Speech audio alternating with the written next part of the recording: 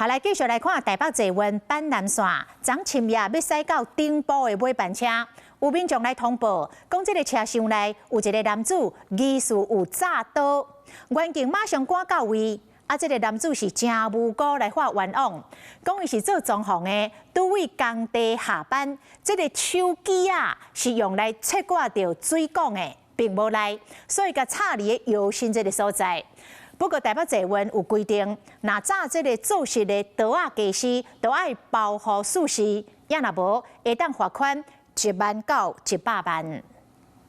我每天工作要用啊，我做消防的要用到锯子啊。捷运站内站务人员甲员警将一个查甫人围调咧，因为涉嫌炸危险的技师上车。总不能说我故意带危险物品吧？这个查甫人真紧张，双手举悬，和警方伫超身躯，因为伊炸上捷运的是这个技师。黑色的柄，真长的机差不多有36公分，互人客着惊。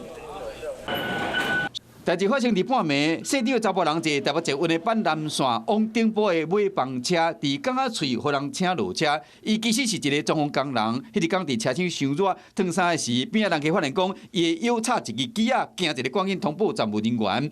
细长的查甫人解释讲，伊多为3年半的工地下班，机是用来切割塑胶管线，无赖，也毋过因违反坐车的规定。只要打扰或是工具的话，都不能带到检验上，这是很危险的事情。对，要收纳好这样子的，不能公然露出的。依照台北捷运的规定，包括加刀、米钢刀、水果刀等等的物件，拢袂当炸。若是工作用的刀，要保护好，若无食，会使罚1万以上100万块以下的罚款。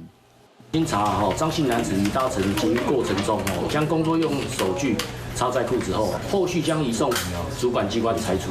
这个查甫人恐惊上无会互人罚1万块，虽然讲一直发冤枉，也过类似的技师无修好，就算无伤害意图，也过有可能去误伤家己，甚至造成人客着惊。